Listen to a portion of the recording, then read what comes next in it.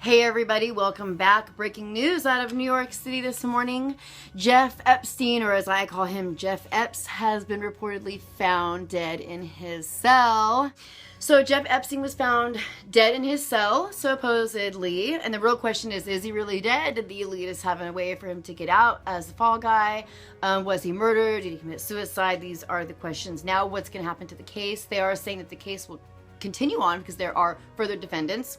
But let's just look at the history of this case, stuff that the news is not reporting. RT has reported some of it, but we're just gonna get into it. I'm gonna have as few as possible. So Saturday morning, August 10th, Jeff Epps was found in his cell dead in Lower Manhattan.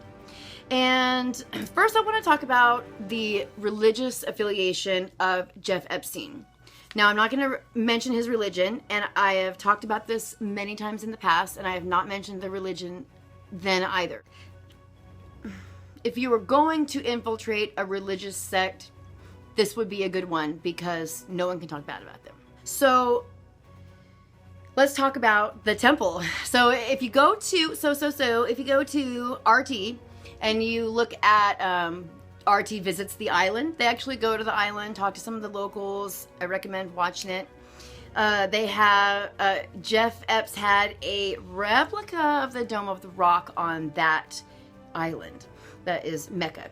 So there's a hint, and you have to ask yourself, this person is not seeking spiritual enlightenment in the common sense or in any sense that we would rationalize to ourselves or normal human beings. So what the hell is he doing? Well, let's talk about the ranches. He has ranches and he has scientists supposedly, and they were having young girls who are perpetually pregnant, at least 20 at a time, living in these ranches. Now, the girls who were in this have all said they were under mind control when they were there because they were brought in so young and groomed.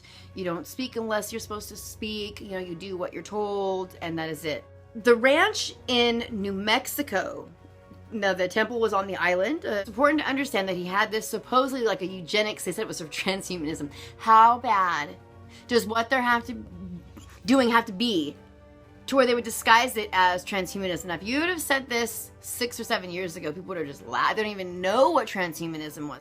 So, the New Mexico governor is actually on the list, the clientele list of Jeff Epstein, or this list of elites. The long list has not been released. It was supposed to be released. We were all waiting. That's why I was continuously checking up with YouTube. Like every morning I would get in, I would sit down, I would type it in, see what the news was, see if the full list had come out. There was just like a short list of names that one of the girls had given, but his actual Rolodex had not been released. Supposedly he had scientists and pregnant girls in a ranch. Now let's talk about the ranches, because I had an experience with these ranches as well, in that they had the girl that had come to me, I talked about this before on my channel, in 2015 or 14, when I dealt with this with the FBI and with this ring of this same religious group in Los Angeles.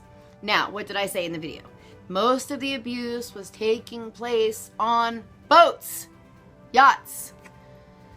And then they would video it, record it, whatever, record it, and then they would trade them around each other. So,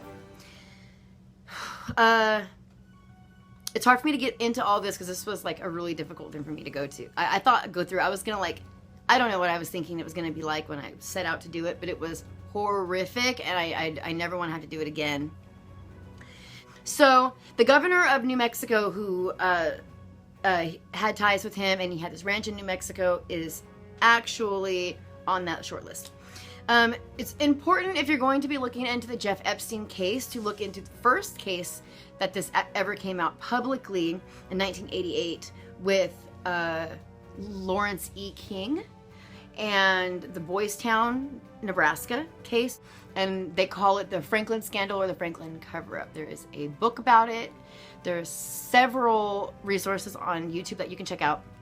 I only have a limited amount of time, so let me just rattle it off.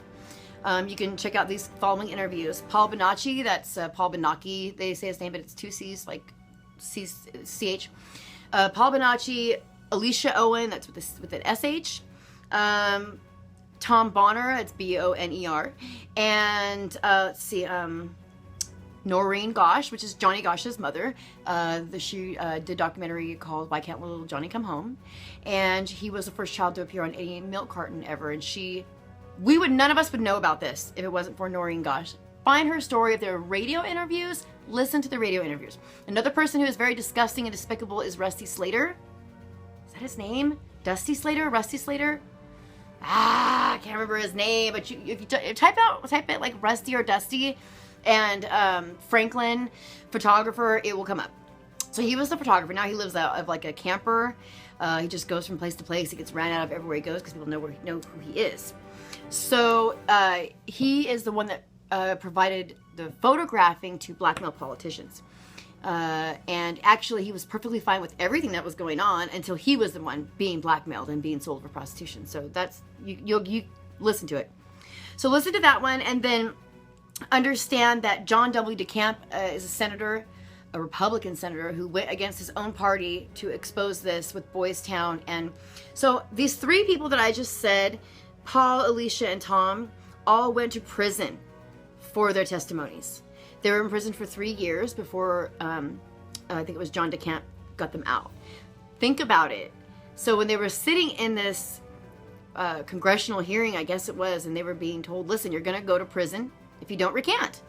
And they refused to recant. And they said their abusers were in the room. Congress people, judges, district attorney's office workers, all sorts of different people were in the room. And they were being bullied to basically recant. And they refused to recant their statement. So they did go to prison.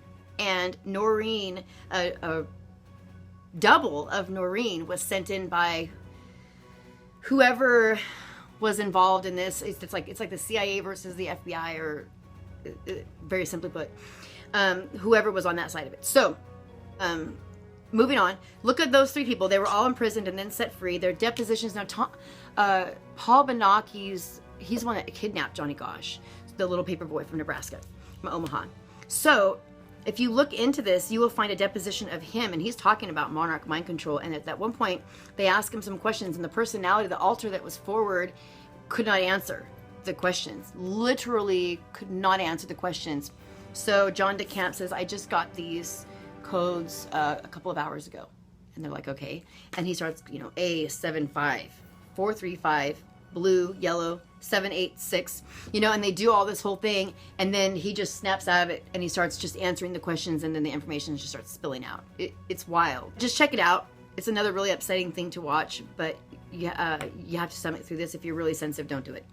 So getting into this, a controlled opposition, we have Pedogate and Pizzagate. It's very important to understand that Pizzagate isn't real, but Pedogate is. They created, I hate to say it, but Alex Jones, he told us. Pizzagate was created so that as soon as you say anything about the pedophilia stuff, people automatically go there and it's fake, it's not real, and you're crazy and you're dangerous because, people are shooting up pizza places. Which, by the way, there are videos of people having birthday parties in that pizza place, and there is pedophile art on the wall. There really is. You can search it yourself. Let's go to another human trafficking case where we talk about these White House level sex slaves and global human trafficking, sex trafficking of children. Cathy O'Brian in Transformation America. If you type in Cathy O'Brian and Rosanne Barr, it will show up. Watch it.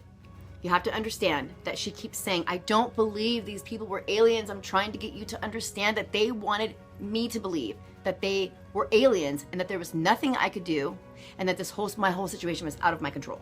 So you have to understand that. Now understand there's like another family that's going after Cathy and her husband and the girl that they've been helping. Watch the videos of the sisters. Like, anybody who's like done research on this can see the videos and be like, well, what the... So we won't get into that too much. That's a different story. But we want to talk about these White House level, elite, upper echelon sex trafficking. So Cathy O'Brian, Rosanne Barr did try to expose it, and I cannot believe that Rosanne Barr thought she was going to go back to doing television after that with no repercussions. That's outrageous to me. Anyways, to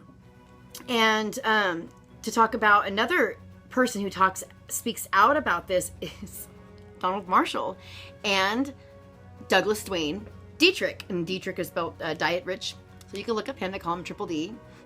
It's important to understand, this is crazy because they don't talk about this stuff. And I don't even think Donald Marshall knows this. So Donald Marshall says, they take him to these cloning centers. They have clones, blah, blah, blah, blah, blah, right? One name comes up over and over and over again with this, and that's Michael Aquino from the Presidio military base in San Francisco.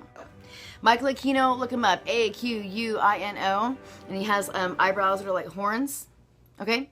So he's a colonel for the armed forces. He is connected to the original Night Stalker, and all sorts of MK Ultra, Monarch. So he is said to be the controller behind Monarch. He's the one name that comes up over and over and over again, okay? Now, say what you will about Donald Marshall. Maybe he's a disinfo agent. Maybe it's a psyop. I don't really care. I'm just going to tell you this connection. So, Donald Marshall claims that they would take him to these cloning centers and use his clone and just kill him over and over and over again and then bring him back. And that they would murder him. And one of the murders of his clone, they took a photo up. And that is the photo on the Megadeth album cover, right? He's always talking about this. That's me on the Megadeth. That's me, right? Okay, here is what I don't even think Donald Marshall knows. Okay? Camera's over here. So, Douglas Dwayne Dietrich worked for Michael Aquino at the Presidio military base. We covered that. Michael Aquino is connected to Donald Marshall, connected to Paul Bonacci, all these different people. Who is Douglas Dwayne Dietrich's best friend? The guitarist from Megadeth. I can't make this shit up. I mean, I can, but I'm not. I don't need to. Okay, so just understand this Michael Aquino name, the global trafficking of children where they put them on the crates in military bases and then take them overseas. Like I said, Arizona Wilder said all of these things. She was saying that they were shape-shifting reptilians, but you have to remember that, I've spoken to Arizona Wilder, and I know people who know her, okay? Imagine being me and doing all this research and all this stuff, and then finding out that the person that you've been researching is the person that kidnapped one of your best friends. I consider it kidnapping because it's mind control. I understand some of this firsthand, and I know, people who've experienced it, and they brought their information back to me, and it all, it fits together, is what I'm trying to say. So, just look into it. Just check it out, because all of these people that we're seeing even on the news, they're all connected to this Michael Aquino in San Francisco. He still lives in San Francisco.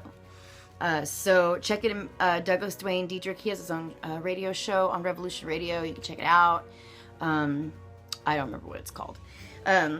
Anyways, though, I think that's pretty much all I was going to talk about. I know it's a lot to digest, but check out Arizona Wilder. I mean, Arizona Wilder, they told her from the very beginning that we have plans for you. And all the people, the royals, the upper echelon people that are on this list with Jeff Epstein are all the same people that Arizona Wilder was saying, well, I saw them shapeshift and eat children. And sometimes they couldn't wait to drink the blood that they would, step out of turn and weird things. So she would say all these crazy things that seemed, impossible and untrue about this group of elite people. But is it like Cathy O'Brian, where they would try to convince these victims that there was something supernatural, so that it would feel like it was out of their control? So think about that. And the cloning centers, that's just a whole other thing. Just really quickly, if you're into the cloning centers, if you're intrigued by it, it is very interesting, because I thought right away, how's Elon Musk going to build a tunnel underneath Los Angeles? And then Elon Musk comes out and says there's a group of people in Burbank and around Los Angeles that are saying that they just sue, and they're suing him, saying he can't put an underground tunnel right there. So it's very, very interesting, you guys, because I didn't think they were going to be able to put a tunnel through there because of the cloning centers. So anyways, that's it, you guys. I know there's a lot of other stuff you guys want to know about, and I'm not sure if I can help with all that.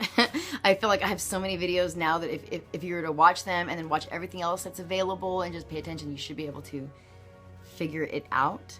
And anybody who says that they're telling you what the information that they received when they were enlightened, or they had DMT or their pineal gland, or like whatever it is, I can tell you that one of the first understandings that you have coming out of that is that you can never tell anybody. So anybody who says that they're telling you the exact information that they got and this is the whole of it is lying. The puzzle coming together is, in a sense, the enlightenment. You know, when all the pieces come together, you get all this data, this dot, you know. So anyways, I don't want to get into that stuff too much. That's my story, you guys. I just wanted to go over the Jeff Epstein stuff. Hopefully I'll get some artwork to throw up on here with this. I hope you enjoyed the new technology I've got in my cell phone. I had to shoot this in very small increments because I'm running out of memory in real life and on my phone. So, you guys, thank you. You can follow me on Instagram under my Illuminati stage name still, Tony Lincoln. And I'm not taking a lot of friend requests on Facebook right now because there's so much... Who cares? But you can follow me on Instagram and contact me on here. Make sure you subscribe, click the bell, and that is it. Peace.